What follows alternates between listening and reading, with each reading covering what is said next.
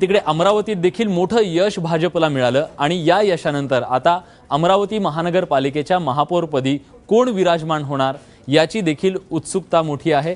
आता महापौर कोण होणार याची उत्कंठा निर्माण झाली आहे। अमरावतीचे महापौरपद अनुसूचित जातींसाठी राखीव आहे। त्यासाठी 6 जणांमध्ये चुरस दिसून येते। या 3 पुरुष तर 3 महिला नगरसेवकांचा समावेश आहे।